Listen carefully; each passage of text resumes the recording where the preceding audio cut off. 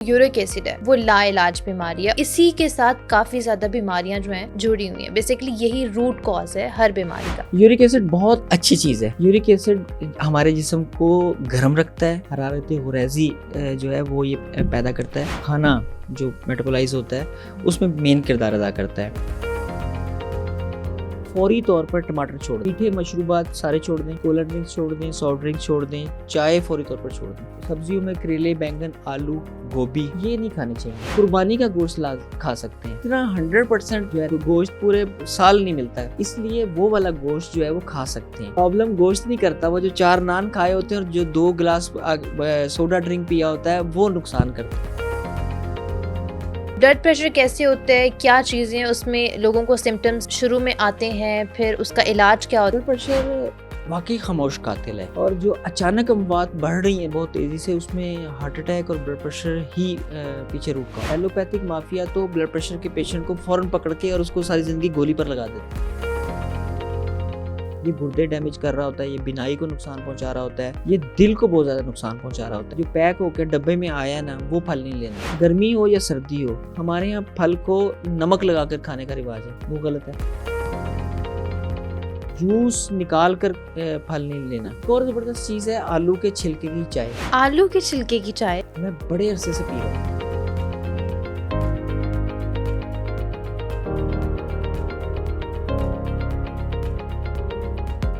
अस्सलाम वालेकुम हकीम मुशर्रफ साहब, कैसे हैं आप? अल्हम्दुलिल्लाह जी, बिल्कुल ठीक ठाक। सर, काफ़ी लोग कहते हैं कि जो यूरिक एसिड है वो लाइलाज बीमारी है और इसी के साथ काफ़ी ज़्यादा बीमारियां जो हैं वो जुड़ी हुई हैं। बेसिकली यही रूट कॉज है हर बीमारी का। लेकिन आप कहते हैं कि आपके पास यूरिक एसिड का हल है, वो क्या हल है? इससे पहले हम बात सबसे पहले मुझे ये बताएं कि यूरिक एसिड है क्या। लोगों को ये भी पता चलना चाहिए कि ये बॉडी में बनता क्यों है। बिस्मिल्लाहिर्रहमानिर्रहीम। यूरिक एसिड बहुत अच्छी चीज़ है। अच्छा। अब आप हैरान होंगे कि ये क्या बात कर रहा हूँ। यूरिक एसिड हमारे जिस्म को गर्म रखता है, हरारत हुरैज़ी जो है वो ये पैदा करता है। और जो मेटाबॉलिज्म है हमारे जिस्म के बाकी फेल हैं और ख़ास तौर पर जो हमारी खाना जो मेटाबोलाइज होता है उसमें मेन किरदार अदा करता है। ठीक है। मैं ज़्यादा टेक्निकल ना हो जाए बात, इसको आसान करके समझाता हूँ। असल में यूरिक एसिड की ज़्यादती मर्ज़ है। अच्छा, या यूरिक एसिड की बॉडी में ज़्यादती हो यानी कि ज़्यादा यूरिक एसिड बनना शुरू हो जाए, या जो फाजिल यूरिक एसिड है वो खारिज नहीं हो रहा। ओके। ये मर्ज़ है। हम यूरिक एसिड को मर्ज बना बैठे हैं। अच्छा, होता क्या है कि जब थोड़ा सा यूरिक एसिड बॉर्डर लाइन से ऊपर आया टेस्ट में, तो बहुत सारे अताई डॉक्टर्स पेशेंट को वो गोली पर लगा देते हैं। वो यूरिक एसिड को कम रखता है। अच्छा, जैसे ही वो गोली पर लगता है पेशेंट, तो बॉडी को सिग्नल मिलता है कि इस बॉडी में कम यूरिक एसिड बन रहा है। वो यूरिक एसिड की पैदाइश बढ़ा देते हैं, स्टोरेज बढ़ा देते हैं। यूरिक एसिड बहुत खतरनाक मर्ज है। अगर हम इस हाइपर यूरिसीमिया को यूरिक एसिड के या प्रोग्राम में नाम लेते जाएं तो व्यूअर समझ गए कि हम क्या बात कर रहे हैं। ठीक है। ओवरऑल ये बहुत खतरनाक मर्ज है। ये नोकदार क्रिस्टल्स बन जाते हैं खून के अंदर और पूरे खून में गर्दिश करना शुरू हो जाते हैं, खून की ब्लॉकेज करते हैं। उसके बाद आहिस्ता आहिस्ता ये जोड़ों में जमा होना शुरू हो जाते हैं। ठीक है। जोड़ों का दर्द और सूजन, और उसके बाद फिर ब्लड प्रेशर हाई होना रहना शुरू हो जाता है। ब्लड प्रेशर को बहुत ज़्यादा तंग करते हैं यूरिक एसिड, ये क्रिस्टल जो है। ठीक है।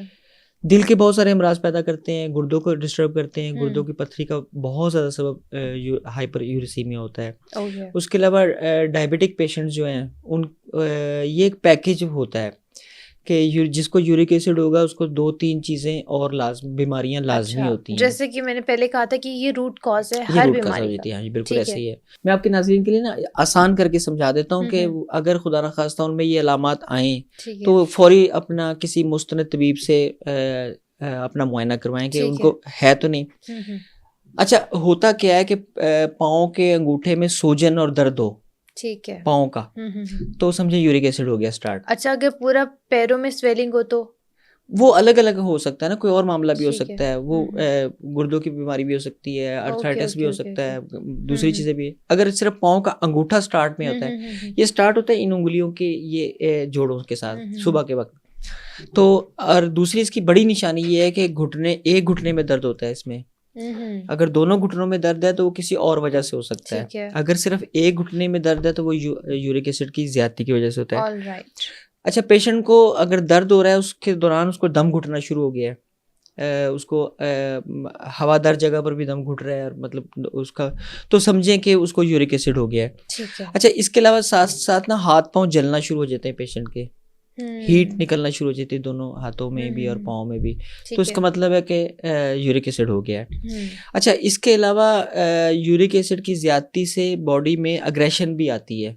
ठीक है। ब्लड प्रेशर चेक करवाएं तो वो नॉर्मल होता है, लेकिन थोड़ी सी एग्रेशन आती है, गुस्सा वाला मामला आता है, तो समझे कि यूरिक एसिड का प्रॉब्लम स्टार्ट हो गया है। अल्लाह ताला सबको अपने हिफ्ज़-ओ-मान में रखे। लेकिन अगर ये मोजी मर्ज लग गया है तो फौरी तौर पर टमाटर छोड़ दें। अच्छा, मतलब जो हंडिया में टमाटर डलता है वो भी नहीं खाना।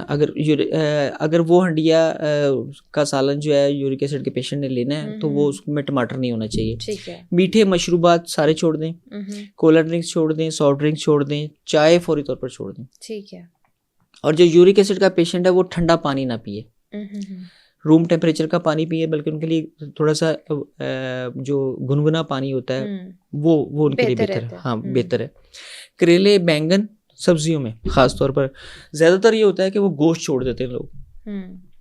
रेड मीट छोड़ देते हैं ना लोग। हाँ जी, रेड मीट छोड़ देते हैं, लेकिन देसी मुर्गी का और परिंदों का गोश्त शोरबे वाला उनके लिए फायदेमंद है, वो खा सकते हैं। सब्जियों में करेले, बैंगन, आलू, गोभी का सीजन तो अब नहीं है, तो वो, और इसी तरह मटर जो वो भी सीजन नहीं है, ये नहीं खाने चाहिए। ठीक है। ये यूरिक एसिड के पेशेंट को, उनके लिए ठीक नहीं है। ठीक है। सुर्ख गोश्त बहुत ज्यादा बड़े जानवर का नहीं लेना चाहिए। ठीक है। कलेजी वगैरह इस तरह की चीजें जो हैं वो छोटे जानवर का भी नहीं लेना चाहिए, मतलब बकरा और बकरी वगैरह का भी नहीं लेना चाहिए। तो आप पूछेंगे खाएं क्या, सारा कुछ तो बंद कर रहे हैं सब कुछ। मैं यही कहने लगी थी कि हमारी पहले बात हो रही थी, आपने मुझे कहा कि दालें हम लोगों के लिए नहीं बनी, और अभी आप कह रहे हैं कि गोश्त भी नहीं खाना, ये सब्जी भी नहीं खानी, तो पीछे बचती हैं दालें। अब मुझे ये बताएं। नहीं, दालें तो इनके लिए मैंने मना की है ना। अच्छा, इनके लिए दालें भी मना है, तो फिर क्या भूखा? नहीं, अल्लाह ताला ने बहुत सारी चीजें दी हैं जो कि खा सकते हैं, और एक हालत सेहत में तो अल्लाह ताला की हर नेमत खानी चाहिए और बदल बदल के खानी चाहिए, लेकिन खुदा ना खास्ता कोई मर्ज लाहक हो गया तो दौराने इलाज परहेज लाजमी करना चाहिए। ठीक है। खाने वाली जो चीजें हैं वो बहुत जबरदस्त हैं, बहुत सारी हैं। वो क्या है? वो देखें, सब्जियों में है, टिंडे हैं, भिंडिया है, कद्दू है, और बंद गोभी है, और शोरबे वाला या उबला हुआ देसी मैंने बताया था चिकन भी ले सकते हैं, परिंदे पका के जो है उसमें वो ले सकते हैं। अच्छा, इसके अलावा कुर्बानी का गोश्त खा सकते हैं। वो कैसे खा सकते हैं? अभी आपने मुझे कहा है कि जो रेड मीट है वो बंद करना चाहिए।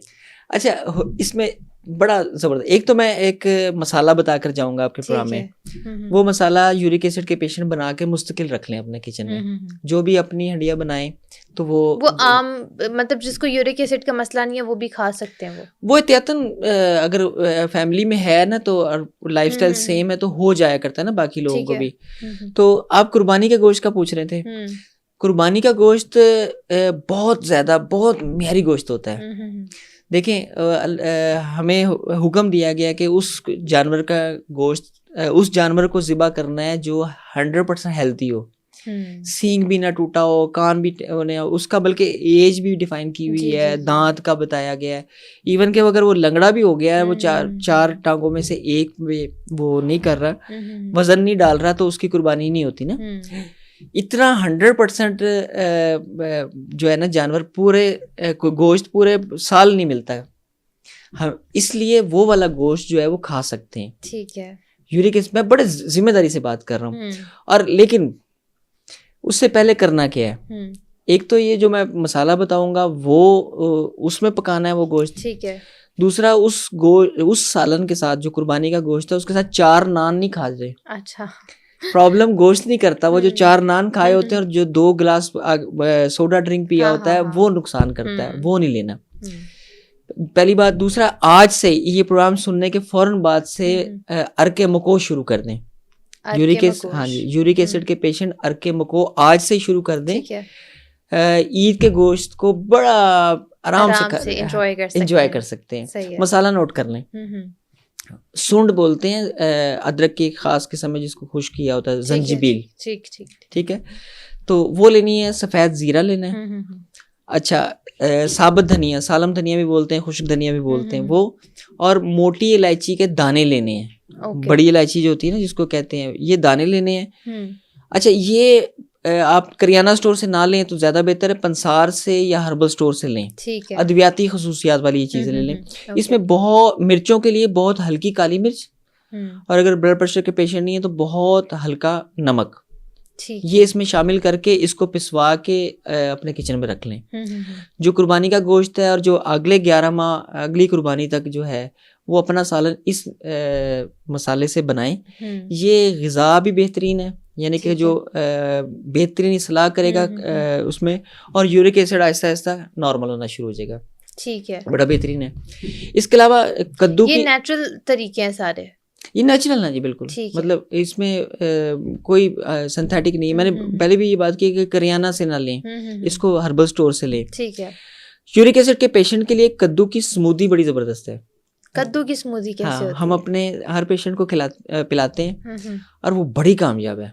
उसका क्या तरीका होता है कद्दू की स्मूदी? हाँ जी, कद्दू की स्मूदी बड़ी ज़बरदस्त। कद्दू एक सादा है, कद्दू शरीफ घिया जी जी जी, एक पूरा नॉर्मल साइज का कद्दू लेना है और उसको धो के उसकी डंडी जो है ना वो ऊपर से सिर्फ काटनी है, उसके समेत मैं बात कर रहा हूँ, छिलका भी नहीं उतारना उसका। Okay okay. उसको सारे को बारीक बारीक काशों में काट के और एक जग पानी में डाल दें। ठीक है। और वो मिक्सी या शेक जो होता है उसको वो उसमें चला के और वो पूरे एक जग के अंदर एक लीमू निचोड़ दें। अच्छा, ओके। पूरे एक जग में लीमू निचोड़ दें और वो पूरे दिन में इस्तेमाल करें। ओके, उसमें बर्फ नहीं शामिल करनी, बस ध्यान ये रखना है। मतलब जो नॉर्मल टेम्परेचर होता है वही वाला पानी, या फ्रिज में रख सकते हैं। फ्रिज में ना रखने से बहुत लाइट ठंडा होता है कि मतलब वो बहुत ज्यादा गर्म ना हो, खराब ना हो। प्रिजर्वेटिव नहीं लगाना, इसमें कोई और चीज नहीं डालनी।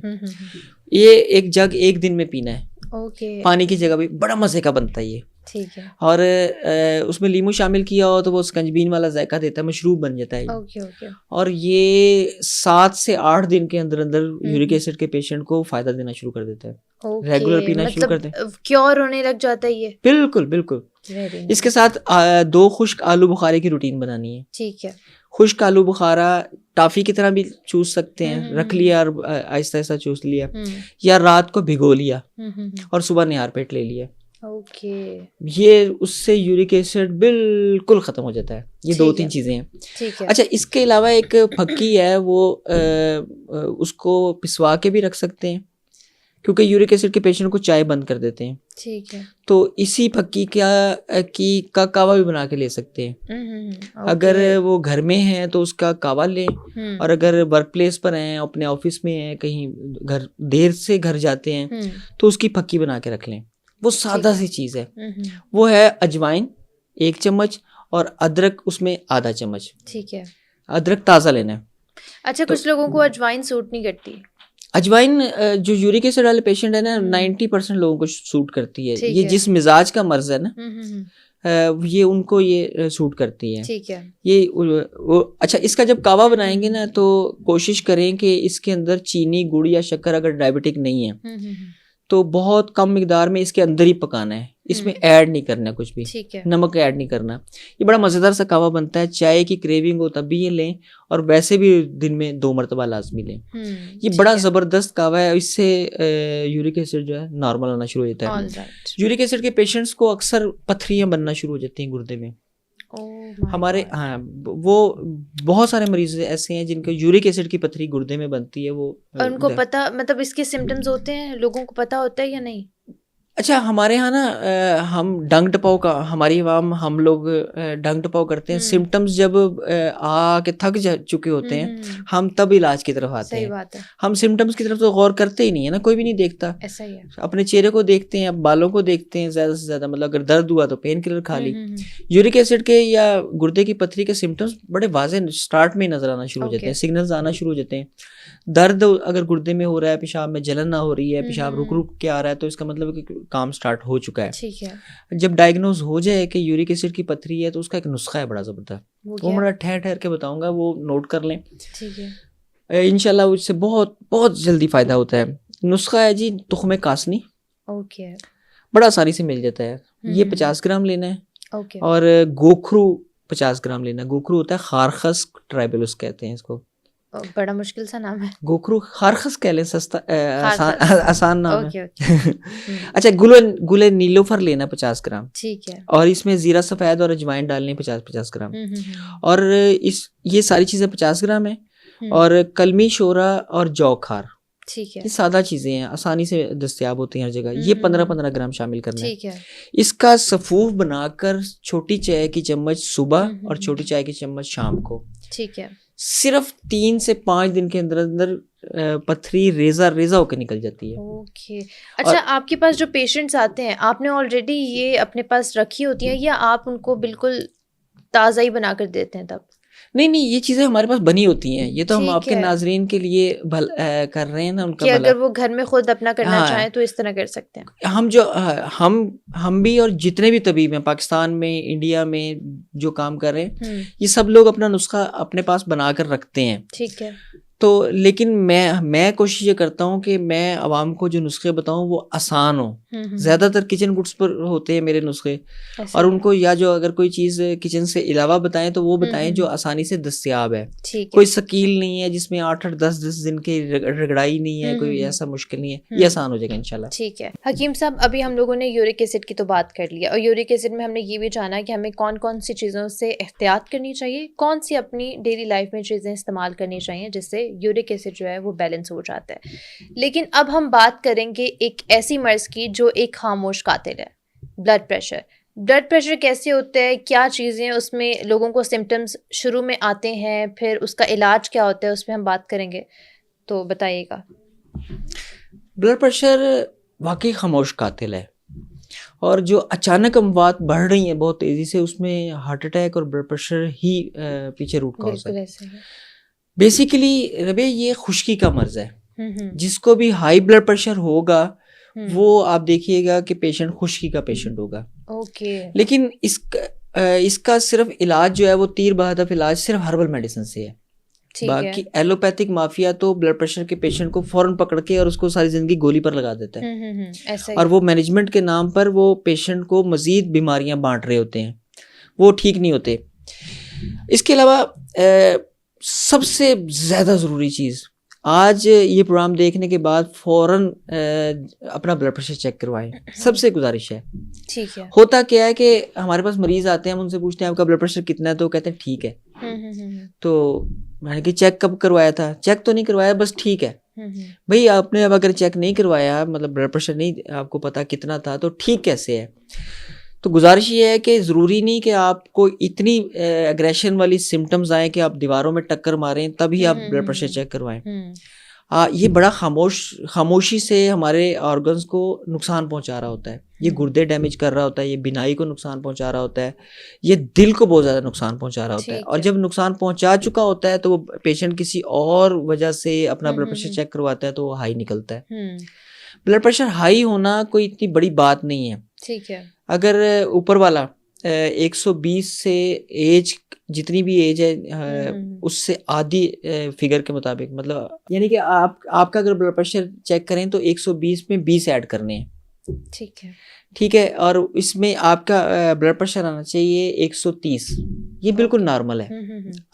बिल्कुल। अच्छा, वैसे 120 को नॉर्मल कहते हैं? अगर ये 130 तक जाता है तो नॉर्मल है, इसको हाई ब्लड प्रेशर नहीं बोलना चाहिए। ठीक है।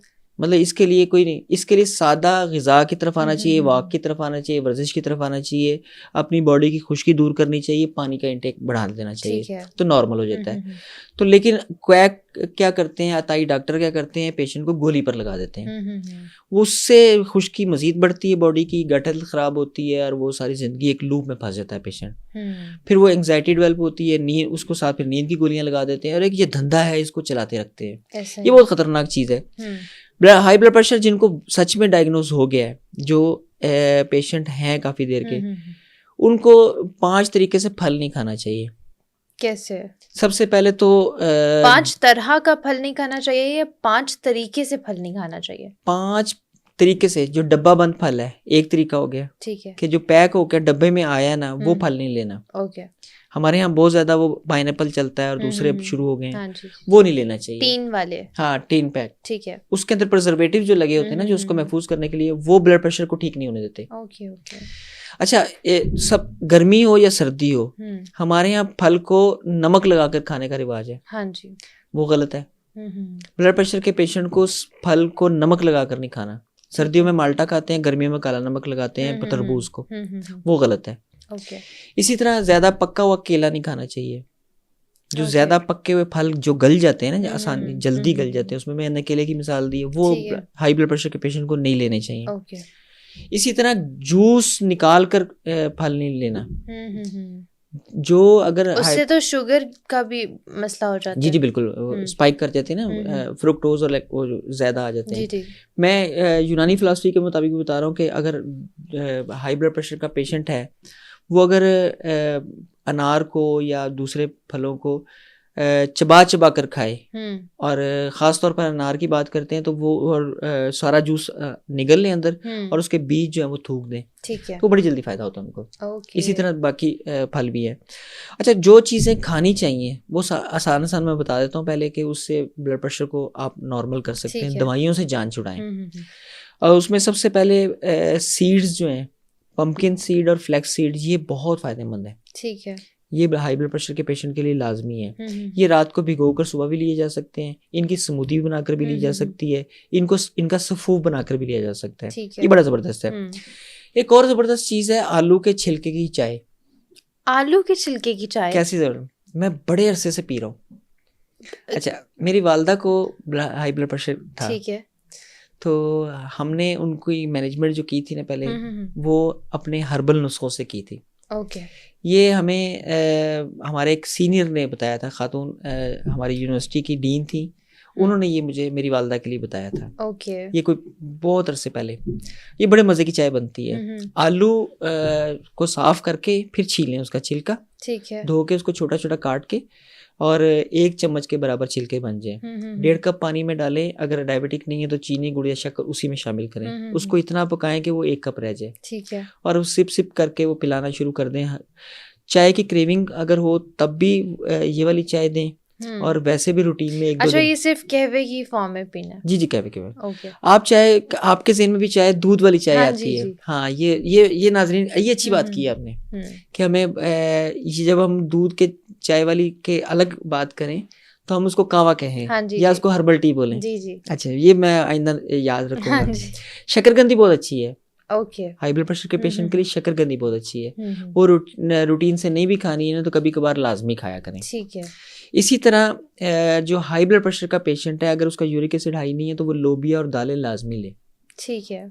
अगर वो उनका यूरिक एसिड है नहीं है, किसी और वजह से हाई ब्लड प्रेशर हो रहा है और वो रेगुलर लेता है, तो वो लोबिया जो है ना, वो हफ्ते में 1 मरतबा या 15 दिन में 1 मरतबा, सुर्ख लोबिया भी और सफ़ेद लोबिया भी, इसी तरह दालें भी जो है ना उनके लिए फ़ायदेमंद होती हैं। अंडे की सफ़ेदी सारा दिन फ़ायदेमंद है। सुबह के वक्त जर्दी समेत अंडा भी ले सकते हैं। ठीक है। ज़्यादातर मिथ ये है कि हाई ब्लड प्रेशर के पेशेंट को अंडा नहीं देना चाहिए, लेकिन सुबह नाश्ते में अंडा लेना शुरू करें तो ब्लड प्रेशर नॉर्मल रहता है। ओके। उसमें बाकी चीज़ें भी रखनी है। टमाटर और गहरे रंग की सब्जियां ब्लड प्रेशर वाले के पेशेंट के लिए फ़ायदेमंद होती हैं। ओके। अच्छा, यूरिक एसिड वालों के लिए ये फ़ायदेमंद नहीं है टमाटर? टमाटर फ़ायदेमंद नहीं है, हाँ जी, ब्लड प्रेशर के लिए फ़ायदेमंद है। हाई ब्लड प्रेशर को नॉर्मल करता है टमाटर, बगैर छिलके के। ओके। और अगर यूरिक एसिड है और गुर्दे में पथरी बनना शुरू हो गई है तो फिर टमाटर को अवॉइड करना शुरू चाहिए। और गहरे रंग की सब्जियां, पालक वगैरह जो है, इस तरह से ये इनके लिए फ़ायदेमंद है। ओके। अच्छा, ड्राई फ्रूट्स की बजाय नट्स जो है ना, वो अगर हाई ब्लड प्रेशर का पेशेंट ले तो वो बड़ा फ़ायदेमंद है इनके लिए। ओके। और अब तो इतनी अवेयरनेस हो गई है कि नाज़रीन को नट्स और ड्राई फ्रूट्स का फ़र्क समझ आ गया है इनको। अच्छा, लेकिन इसमें भी मूंगफली नहीं लेनी चाहिए। हाई ब्लड प्रेशर के पेशेंट को मूंगफली नहीं लेनी चाहिए। नहीं, कुछ मूंगफली ऐसी होती है जिसके ऊपर पीनट्स के ऊपर नमक लगाया होता है, वो तो नहीं लेनी चाहिए। वो तो बिल्कुल भी नहीं। लेकिन जो सादा खुद पीनट्स को करते हैं वो भी नहीं लेनी चाहिए। पीनट बटर भी नहीं लेना चाहिए, वो इनके लिए ठीक नहीं होता। इसी तरह अगर डायबिटिक नहीं है तो खजूर का शेक, मिल्क शेक वो इनके लिए बड़ा फ़ायदेमंद होता है। ठीक है। एक हमारा नुस्खा है बड़ा ज़बरदस्त हाई ब्लड प्रेशर के लिए, कि अगर अचानक ब्लड प्रेशर हाई हो जाता है और मैं बात कर रहा हूँ कि एलोपैथिक दवाई से जान छुड़ाएं, तो वो भी तो कुछ चीज़ें होनी चाहिए ना, कि वो क्या करें। तो उसके लिए क्या आप कहना चाहेंगे, क्या एक नेचुरल ज़रा नुस्खे अपने बताएं। इसमें ना सबसे पहले तो जैतून का तेल बहुत फ़ायदेमंद होता है, ठीक है, पीने के लिए। एक्स्ट्रा वर्जिन ऑयल का एक बस छोटा चम्मच पी लें। ऊपर से पानी नहीं पीना, ठंडा वगैरह पानी नहीं पीना थोड़ी देर, एकदम नॉर्मल होना शुरू हो जाता है, बिल्कुल रिलैक्स हो जाता है पेशेंट, एक चम्मच। अच्छा, इसके अलावा मैं जो नुस्खा बताकर जाने लगा हूँ ना, वो है हकीम अजमल खान साहब का नुस्खा। ठीक है। हकीम अजमल खान साहब इस खित्ते में, बरसगीर में, इंडिया पाकिस्तान में जो तिब्बे यूनानी है, इस पर जितनी भी जदीद रिसर्च हुई है वो उन्होंने स्टार्ट करवाई थी। जबरदस्त। अच्छा, उनका नुस्खा बड़ा ही ज़बरदस्त है, वो आज से नहीं कई सालों से चलता आ रहा है और वो कामयाब है और पेशेंट ठीक हो जाता है। ठीक है। अच्छा, वो नुस्खा मैं इसलिए बता रहा हूँ कि वो अगर घर में भी बनाना चाहें, मतलब वहीं करीब से अपने हर्बल स्टोर से ले लें तो वो बड़ा ज़बरदस्त है। उसमें फिलफिल स्याह 2 तोले लेनी है। ठीक है। फिलफिल स्याह बड़े आसानी से मिल जाती है, अवेलेबल है। ठीक है। और छोटी चंदन 1 तोले, छोटी चंदन असरोल को बोलते हैं, वो 1 तोले लेनी है। इसको सफूफ बना के पाउडर करके तो 500 मिलीग्राम का कैप्सूल भर लें, या अंदाजन 500 मिलीग्राम आप ले सकते हैं सुबह और शाम पानी के साथ। खाली पेट लें तो ज़्यादा फायदा देता है, खाने के बाद भी ले सकते हैं। ठीक है। ये चंद दिनों में पेशेंट का ना ब्लड प्रेशर नॉर्मल होना शुरू हो जाता है और वो जो गोली लगी होती है वो भी छूटना शुरू हो जाती है।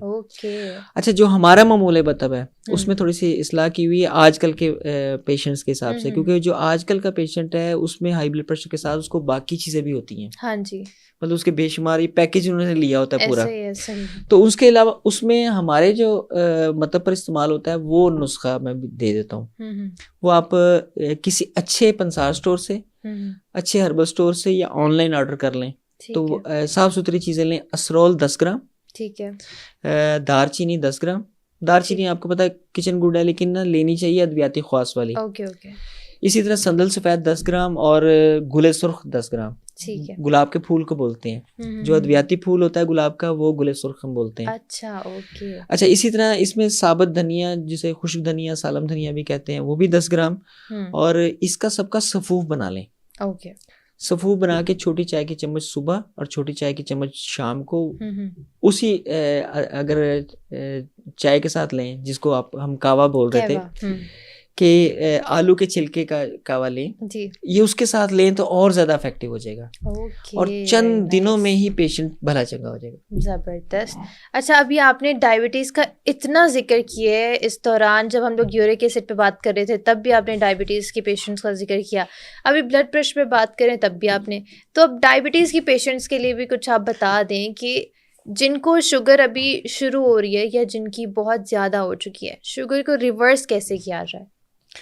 सबसे पहले तो मैं आपके नाजरीन को शुगर की बुनियादी अलामात बतानी चाहिए। हमारे यहाँ क्या है पाकिस्तान इंडिया में कि पेशेंट की शुगर कोई 4-5 साल रहती है बॉडी के अंदर और वो अच्छे तरह से डैमेज कर लेती है जब, तो तब ये हम लोग जो है वो जाते हैं और डायग्नोज करवाते हैं। ऐसा ही है। या कोई तबीब डायग्नोज करता है।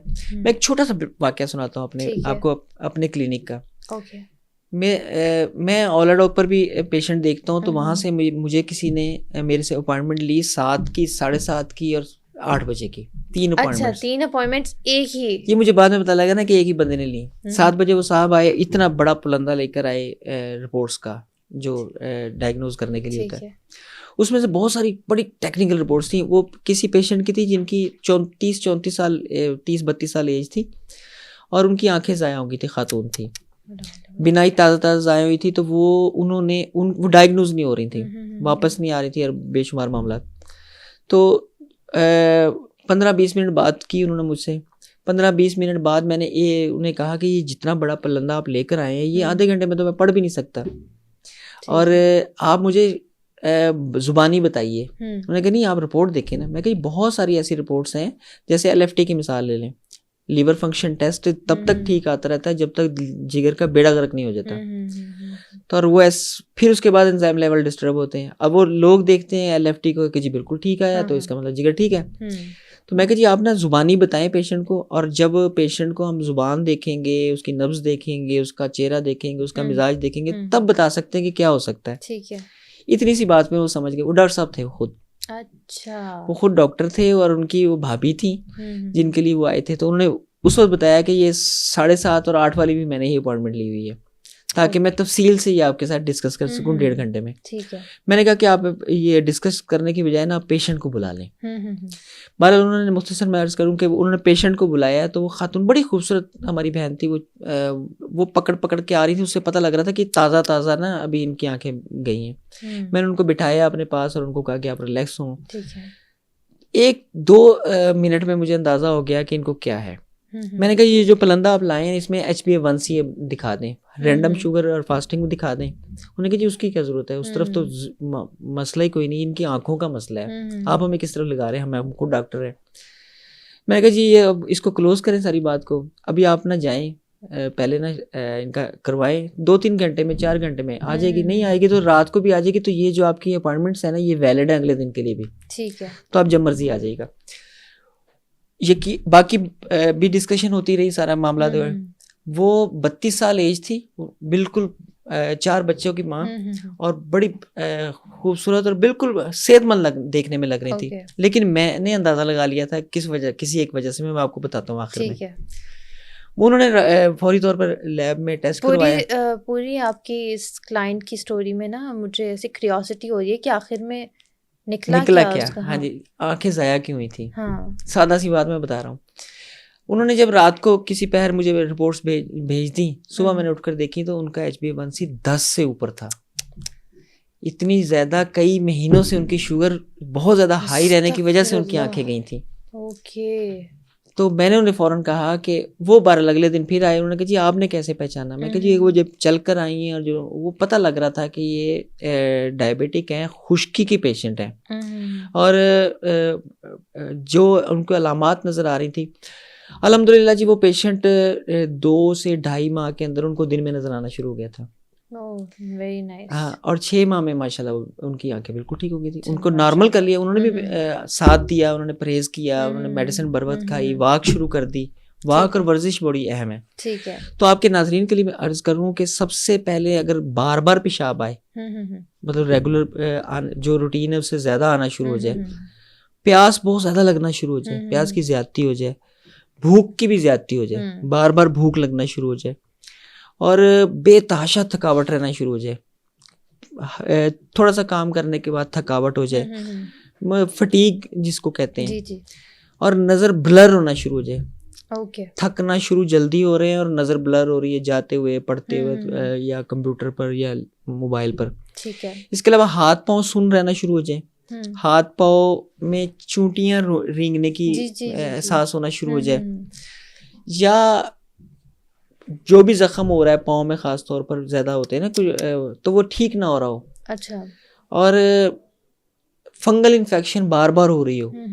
फंगस का डायबिटीज़ का बड़ा आपस में प्यार मोहब्बत है। फंगल इन्फेक्शन वो मुख्तलिफ जगहों पर होती है, यहाँ पर भी वाइट जो हो जाती है ना पाँव के उंगलियों के दरमियान में हो जाती है, जो गीले रखते हैं पाँव, वजू किया और फ़ौरन जराबे पहन ली तो उनको फंगल इन्फेक्शन हो जाती है। फंगल इन्फेक्शन बॉडी में कहीं पर भी हो जाती है। ठीक है। तो फंगस का और डायबिटीज़ का बड़ा प्यार है आपस में। वो अगर डायबिटीज़ है बॉडी में तो इसकी ग्रोथ तेज़ हो जाती है।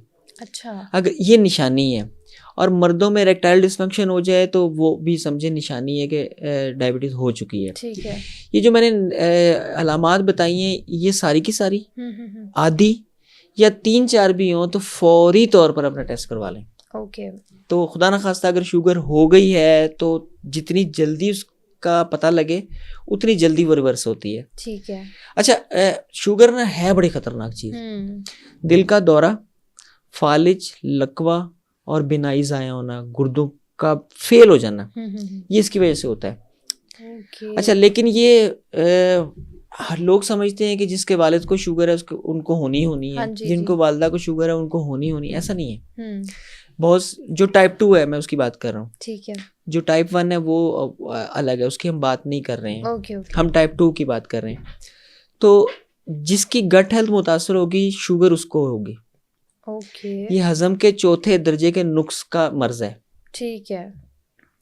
अगर ये सिम्टम्स आना शुरू हो गई हैं और आप ये यकीन करके बैठे हुए हैं कि मेरे वालिद साहब को, मेरे वालदा को ये थी तो हमें भी होगी होगी, तो वो ये ऐसी बात नहीं। और ये मीठा शीठा खाने से भी नहीं होती। अच्छा। जिनकी गटल ठीक है वो दबा के मीठा खाएं, ठीक है, उन्हें कुछ नहीं होता।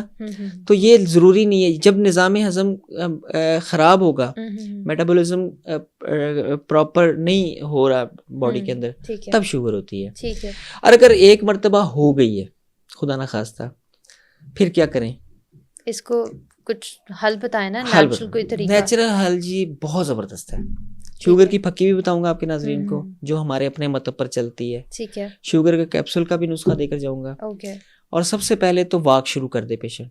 ओके। वॉक का मतलब वॉक होता है कान के साथ मोबाइल लगाया हुआ है, मुंह में सिगरेट लगाई हुई और घूम रहे हैं, वो वॉक नहीं होती है। वॉक करनी है इस तरह से कि आपको बाकायदा पसीना आए, थकावट फील हो, और वो आप उसको वॉक को एंजॉय करें सारे काम छोड़ने के बाद।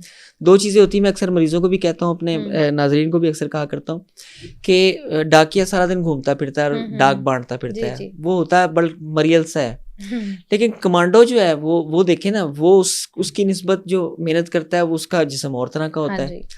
तो वॉक जो करनी है, जो वर्जिश करनी है, वो कमांडो स्टाइल में करनी है, सारा कुछ छोड़कर इर्तिकाज के साथ। सबसे पहले चीनी, बेकरी आइटम्स, रिफाइंड चीज़ें और मीठे मशरूबात छोड़ देने। ठीक है। अगर डायग्नोज हो गई है, फौरी तौर पर सालन को खालिस सरसों के तेल में, जैतून के तेल में या देसी घी में शिफ्ट कर दें। रिफाइंड ऑयल भी बंद कर दें। ओके। ये डायबिटीज के पेशेंट के लिए बहुत ज़रूरी चीज़ है। ठीक है। अच्छा, सबसे अहम चीज़ है कि प्लेट में सालन आधा करके आधा हिस्सा सलाद को दे दें। ठीक। उससे आप बहुत जल्दी ठीक होंगे। और सफ़ेद आटा की मैं जैसे पहले बात कर रहा हूँ वो तो बिल्कुल छोड़ दें। अच्छा। देसी गंदम का आटा लें और उसी से रोटी बनाएं। पराठा ना लें तो ज़्यादा बेहतर है। तली हुई चीज़ें बिल्कुल भी ना लें। ठीक है। और जो ब्लड प्रेशर के वक्त मैंने बताई थी कि डायबिटीज़ के भी पेशेंट जो हैं वो मुकम्मल फल खाएं, वो जूस बिल्कुल भी ना लें, बिल्कुल भी ना लें। ठीक है। अच्छा, तर्ज ज़िंदगी की मैं जैसे पहले बात कर रहा था, इसमें ना नींद बहुत अहम है। डायबिटिक के लिए नींद खजाना है पूरा। ठीक है। अगर वो नींद आपकी पूरी होनी चाहिए, बिल्कुल पूरी होनी चाहिए और क्वालिटी वाली होनी चाहिए। ठीक है। क्वालिटी का टाइम होता है रात को 10 बजे से तहज्जुद तक का, उसमें नहीं। और गर्मियों में कैलुला करें। ओके। दोपहर का खाना खाया और कैलुला के लिए कोई घंटा आधा घंटा नहीं चाहिए होता, 5-10 मिनट की एक झपकी भी जो है ना वो बड़ी जिस्म में चुस्ती और ताकत पैदा कर देती है। ठीक है। और सबसे अहम चीज़ है स्ट्रेस कम करें। स्ट्रेस कम करने के लिए स्क्रीन टाइम कम करें। ठीक है। स्ट्रेस का इससे बहुत ताल्लुक है।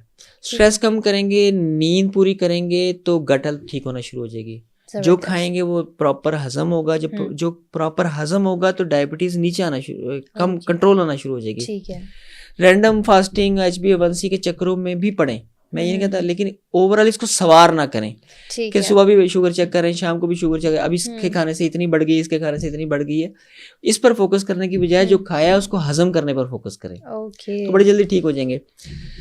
नुस्खा ये है कि जी सुबह सबसे पहले निहार पेट 1 गिलास पानी के अंदर 1 सेब का सिरके का 1 चम्मच। ठीक है। ये रेगुलर पीना है। निहार पेट रेगुलर। और सेब का सिरका मतलब सेब का सिरका, सिंथेटिक नहीं। ठीक है। ऑर्गेनिक सिरका हो। और इसके अंदर 1 चुटकी अगर कलौंजी डाल लें, सुबह मिक्स कर लें, तो उसको पी के ऐसे ही यानी कि उसको पी लें तो वो बहुत ज़बरदस्त। अच्छा, शुगर की फक्की बड़ी ज़बरदस्त है। ठीक है। इससे बड़ी जल्दी शुगर रिवर्स होना शुरू होती है। अगर पेशेंट मुस्तकिल इसको इस्तेमाल करना शुरू कर दें तो वो समझें कि शुगर से निजात हासिल कर लें। ज़बरदस्त। काले चने लेने हैं 100 ग्राम। ठीक है। भुने हुए। और बादाम की गिरी भी 100 ग्राम लेनी है। ठीक है। अच्छा, इसमें नीम के पत्ते डालने हैं तकरीबन 100 अदद गिन के। 100 अदद, कम ज़्यादा भी हो जाए, आप 99 कर लें, चाहे 101 कर लें। और काली मिर्च डालनी है इसमें एक मुनासिब साइज़ की। मैं फिर अर्ज़ करूँगा कि किचन की बजाय यानी कि करियाना स्टोर की बजाय आप पंसार से लें, हर्बल स्टोर से लें, तो वो काली मिर्च बड़ी ज़बरदस्त होती है। इसी तरह इलायची सब्ज़ इसमें बगैर छिलके के पहले इलायची सब्ज़ ले लेनी है 100 अदद, फिर उसके बाद छिलका नहीं इसमें नुस्खे में शामिल करना है, सिर्फ दाना शामिल करना है। इसका सफूफ बना लेना है। इसका सफूफ बनाने का बेहतरीन तरीका ये है कि ग्राइंडर को तेज मत चलाएं। ठीक है, मतलब थोड़ा दरदरा सा। हाँ, और नहीं मुस्तकिल भी ना चलाएं। ठीक है। और थोड़ा सा, ताकि ये नुस्खा गर्म ना हो। गर्म होने से इसके कीमती अज्जा ज़ाया हो जाते हैं। ठीक है, ठीक है। इसको थोड़ी देर चलाया और मुकम्मल किया। इसका सफूफ बना लें, और सफूफ में एक छोटी चाय की चम्मच सुबह और छोटी चाय की चम्मच शाम को लेनी है, खाना खाने से पहले। ठीक है। खाली पेट लेंगे तो इसकी एफिकेसी बहुत ज्यादा बढ़ जाती है। जबरदस्त चीज है पकी। एक कैप्सूल है जी, बड़ा जबरदस्त। ये नुस्खे किताबों में भी मिलते हैं। ये हमारा फार्माकोपिक नुस्खा है, लेकिन हमारे उस्ताद जो थे उन्होंने इसमें इस्लाह की थी एक। अच्छा। मैंने जैसे पहले किया था ना, बात की कर रहा था कि अजमल खान के नुस्खे में थोड़ी सी तरमीम करते हैं कि वो आजकल के मिजाज के मुताबिक, आजकल के लाइफस्टाइल के मुताबिक थोड़े से उसमें। ये नुस्खा है जी गुड़ मार बूटी। ठीक है। गुड़ मार बूटी, गुड़ यानी कि चीनी वाला है ना, उसका नाम इसी तरह। ये बॉडी में मीठा बढ़ने की वजह से जो भी बीमारियां हो ना, ये बूटी उस पर काम करती है। ठीक है। गुड़ मार बूटी लेनी है, चाकसू लेना है, कोड़ तुम्मा लेना है। बड़े मुश्किल नाम बता ये आसान, मैं इसको वो बता दे, कोड़ तुम्मा। ठीक है। ये बड़ा आसान। कोड़ ये हमारा ट्रेडिशनल नेम है ना, कड़वा तुम्मा। ठीक है, ठीक है। कोड़ तुम्मा। अच्छा, तुख्मे नीम लेना है और तुख्मे जामन लेना है। ये बड़ी कोई कड़वी सी पक्की मुझे लग रहा है नामों से ही। अच्छा, इसका ना इसीलिए तो ना इसको कैप्सूल भर लेना है। अच्छा, ठीक है। इनको हम वजन लेके सब चीज़ों को, और इसका 500 मिलीग्राम का कैप्सूल भर लेना है। ठीक है। अच्छा, ये कड़वाहट अंदर जाएगी तो वो मीठा कम होगा। ओके, ठीक और है। ये मुस्तकिल इलाज है। तुख्मे जामन और ये करेला, आपको पता है ये बहुत ज़बरदस्त चीज़ है शुगर के लिए। अच्छा, ये जो कैप्सूल का आपने बताया अभी नुस्खा, क्या ये डेली बेस पे लेना है? जी, डेली बेस लेना है। किसी भी टाइम ले सकते हैं, खाने के बाद या पहले? सुबह शाम लेना है। ये खाने के पहले लेंगे तो ज़्यादा बेहतर है। बेहतर है, ठीक है। और खाने के बाद लेंगे तो तब भी ये काम करेगा। ऑलराइट। ये चंद हफ्ते इस्तेमाल करें, यकीन करें पेशेंट भला चंगा हो जाएगा। सर, हम लोग मुख्तलिफ बीमारियों पे बात तो कर रहे हैं, और आपने ये भी बताया कि कौन से फल खाने चाहिए, कौन सी सब्जियां खाना चाहिए, लेकिन गर्मियों में तरबूज का बहुत ज़्यादा इस्तेमाल किया जाता है। अभी रिसेंटली एक केस आया था जिससे तरबूज खाने की वजह से चारों घर वाले जो थे, बाप था, उसकी बीवी थी, 2 बेटियां थी, इंडिया में ये बेसिकली केस आया सामने, तो उनकी डेथ हो गई और रातों रात डेथ हुई है।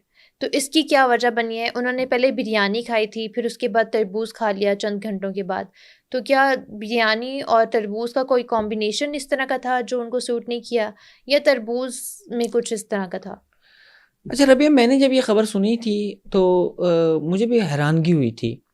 अच्छा, उसके बाद फिर 2-3 दिन से आपको देखा होगा आपके तमाम साइट्स पर यही खबर चल रही है ना, हर चैनल पर यही चलते रहे। सोशल मीडिया पर भी यही चल रही है। मैंने फिर इसको अच्छे तरह से फॉलो भी किया। फिर मुंबई का ये केस है इंडिया का, तो वहाँ पर अच्छा बिरयानी का और तरबूज का कम्बिनेशन कोई ख़तरनाक कम्बिनेशन नहीं है, पहली बात तो ये है। लेकिन तरबूज जो खबर के मुताबिक उन्होंने खाया 4-5 घंटे के बाद है। जी। अच्छा, तरबूज वैसे ही रात को नहीं खाना चाहिए। ठीक है। तरबूज एक बहुत ही मुफीद फल है। दिन में किसी भी टाइम खा सकते हैं, बेशक निहार मुँह खा लें। खाना ही निहार मुँह चाहिए। मैं तो रिकमेंड ये करता हूँ कि नाश्ता इसका करें। ये जिस वक्त कसरत से पाया आए ना, सिंध में इस वक्त बड़ा ज़बरदस्त तरबूज आया हुआ है, वो सारा इधर सप्लाई पंजाब में खैबर पख्तूनख्वा तक हो रहा है, तो इसको पेट भर कर खाना चाहिए। ठीक है। अच्छा, इसके साथ कुछ नहीं खाना चाहिए, मतलब कुछ अगर खाना हो, कुछ खाना है, चावल खाने हैं, तो कितने घंटों बाद खाना चाहिए?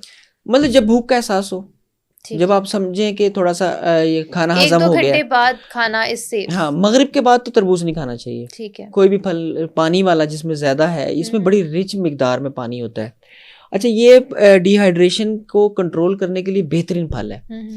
अच्छा, यही जो इसकी खासियत है, ये हैजा और बदहजमी और गैस और तबखीर भी पैदा करती है। मतलब जो लेकिन सर सवाल ये पैदा होता है कि चारों फैमिली मेंबर्स की कैसे डेथ हो गई? अच्छा, ये जो चारों फैमिली मेंबर्स की डेथ हुई है, ये फूड पॉइजनिंग नहीं है। क्योंकि हर इंसान की, चाहे वो सगा बहन भाई हैं, वालिद हैं, उनका औलाद है, सबकी इम्यूनिटी अलग अलग होती है। ठीक है। कुव्वत मुदाफ़ियत ने डिसाइड करना होता है कि ये किस तरह से बीमारियों से लड़ना है। अगर उन चारों को फूड की मतलब इस कम्बिनेशन की अगर पॉइजनिंग हुई होती तो उसमें से रिकवर हो चुके होते कुछ। ऐसा नहीं हो सकता एक घर में बासी दाल बासी हो जाए ना तो वो घर के 6 अफराद खाएं तो सबका पेट नहीं खराब होता, कुछ लोग ठीक रहते हैं कुछ नहीं रहते। इसमें पॉइजनिंग कुछ और तरह की है। तो मैं अपने आपके नाजरीन को भी ये बताऊंगा कि इस वाक़े को अपने लिए मिसाल बना लें। इस सीज़न में अगर आपने तरबूज खाना है तो ज़्यादा पक्का हुआ तरबूज जो है जो कि ज़्यादा पिलपिला हो जाता है वो नहीं लेना चाहिए। सबसे पहले तरबूज को काट के फ्रिज में रखना, ये खुला नहीं छोड़ना चाहिए, वो हो जाता है। टीके जो लगते हैं सुर्ख रंग के वो डाई वाला रंग इस्तेमाल होता है, जो कपड़े डाई करने वाला और गैर मैरी रंग होता है, ठीक है। वो उसका लंबा इस्तेमाल तो खतरनाक होता ही है, लेकिन उस वक्त भी उसमें उस तरबूज में जो इंडिया वाला तरबूज था उसमें भी कुछ ऐसी चीज हो सकती है, या खबर के मुताबिक उन्होंने वो काटने के बाद फ्रिज में रखा तो उस वक्त कोई ग्रोथ उसमें हो सकती है, कोई बैक्टीरियल ग्रोथ हो सकती है, कोई फंगल ग्रोथ ऐसी हो सकती है कि जो कि जहर बन गया, ठीक है। या किसी कीड़े ने मतलब कन खजूरा होता है, मतलब इस तरह की ना चीजें होती हैं, बहुत खतरनाक किस्म के हशरात होते हैं, वो हो सकते हैं, ठीक है। ये नहीं हो सकता कि सेहतमंद तरबूज हो, सेहतमंद बिरयानी हो। अच्छा, तरबूज आजकल इस केस के बाद ना बहुत ज़्यादा वीडियोस सोशल मीडिया पे और सामने इस तरह आ रही हैं कि तरबूज काट रहे होते हैं उसमें से गैस के साथ पानी निकल रहा होता है, गल जाता है जब तरबूज बहुत ज़्यादा। और तरबूज की एक कुदरती पैकिंग है, वो पैकिंग लीक हो जाए ना तो वो तरबूज गल जाता है, ख़राब हो जाता है। डैमेज तरबूज भी नहीं लेना चाहिए, नहीं लेना चाहिए, बिल्कुल भी नहीं लेना चाहिए। और जब आप ये कुछ लोग कट लगवाते हैं ना, कट लगवा के उसको निकालते हैं तो वो उसको 2-3 दिन में ख़त्म करते हैं, ऐसा नहीं करना चाहिए। एक ही दिन में एक ही तरबूज को ताज़ा खाना चाहिए काटने के बाद, और फ्रिज में तो नहीं रखना चाहिए। फ्रिज की भी एक अलग भी प्रोग्राम करेंगे किसी दिन फ्रिज के ऊपर। होता क्या है कि फ्रिज के अंदर पहले से ही बहुत बेशुमार मसाइल चल रहे होते हैं, उसमें सालन सड़ा होता है, कोई और चीज होती है, तो अंदर बेशुमार ग्रोथ पहले ही हुई होती है। उसमें आप कटा हुआ फल रख दें और वो भी खुला रख दें तो फायदे की बजाय नुकसान देता है। तरबूज एक बड़ी जबरदस्त चीज है, पेट भरकर खाएं इस मौसम में। ये जिल्द और बालों के लिए बड़ा जबरदस्त है, ये हाजमे के लिए बहुत बेहतरीन है, ये डिहाइड्रेशन कवर करने के लिए बहुत बेहतरीन है, ये दिल की सेहत के लिए बड़ा जबरदस्त है। जो भी हार्ट पेशेंट हैं या जिनको थोड़ा बहुत दिल कमजोर है वो तरबूज पेट भरकर खाएं। अच्छा, जिस्मानी थकन दूर करने के लिए, गट हेल्थ के लिए बड़ा बेहतरीन है। सिर्फ और सिर्फ 3 लोग तरबूज ना खाएं। कौन? जो डायबिटिक है, ठीक है, वो ज्यादा तरबूज ना खाएं। जिनको अफारा रहता है ज्यादा, और जिनको वो जो पेशेंट गैस और अफारा ज्यादा वाले हैं पेशेंट, वो तरबूज ना खाएं। वो किसी वक्त भी ना खाएं, पहले अपना इलाज करवा लें फिर उसके बाद पेट भर कर खाएं, ठीक है। और तीसरा, फूड पॉइजन वाले लोग जिनको किसी भी चीज से फूड पॉइजन हो जाता है तो फिर उनको खदशा होता है कि इसके बाद अगर वो कोई ऐसी चीज खा लेंगे कि वो कॉम्बिनेशन वो मुनासिब नहीं होगा, उनको तरबूज नहीं खाना चाहिए। बाकी सब लोगों को ये अल्लाह ताला की नेमत पेट भर कर लेनी चाहिए। चलिए सर, आपने मुझे इन 3 अमराज के हल भी बता दिए, फिर ये भी बता दिया कि इनके सिम्टम्स क्या होते हैं जिससे हमें अवॉइड करना चाहिए। सर, लास्ट पे आप ऑडियंस को क्या मैसेज देना चाहेंगे? अब मेरी गुजारिश आपके नाजरीन से यही है कि मर्ज हो जाना इतनी बड़ी बात नहीं है। इंसान आया है, सारे मामलात हैं, दुख सुख है, इसी तरह मर्ज भी साथ साथ चलता है। उस मर्ज का इलाज ना करना, उसको परवाह न देना, हाँ, निगलेक्ट कर देना, या सुनी सुनाई बातों पर अमल करना शुरू कर देना, और या वहमों में शिकार हो जाना कि ये मेरे वाला साहब को थी तो मुझे भी है और ये रहेगा। जैसे कि प्रोग्राम के स्टार्ट में रबिया हम बात कर रहे थे कि ये यूरिक एसिड एक पैकेज के साथ आता है, तो अगर हम इसकी रूट कॉज को ही रोक लें, इसी तरह आज हम क्योंकि ब्लड प्रेशर और डायबिटीज़ और यूरिक एसिड की बात कर रहे थे, तो खुदा ना खास्ता इन तीनों अमराज में से किसी की भी इब्तदाई अलामात ही अगर आए तो वहीं फौरी इलाज करें अपना, फौरी अपना लाइफस्टाइल चेंज कर लें और फौरन अपनी ग़िज़ा को सादा कर लें। दुनिया हर्बल की तरफ लौट रही है, तो बजाय सेल्फ मेडिकेशन करने के, एलोपैथिक की मेडिसिन के माफिया के चुंगल में फंसने के, अब अपने किचन में से, अपने दादी अम्मी के पानदान में से, जो उन नुस्खों में से जो नेचुरल हैं, जो जिनकी एफिकेसी आज भी कायम है, उस तरफ आए तो इंशाल्लाह भले चंगे रहेंगे। बेहतरीन, thank you so much sir for your time, और उम्मीद करती हूँ कि हमारी ऑडियंस को आज का पॉडकास्ट काफ़ी ज़्यादा पसंद आएगा। अगले पॉडकास्ट तक के लिए मुझे दीजिए इजाज़त। अल्लाह हाफिज़।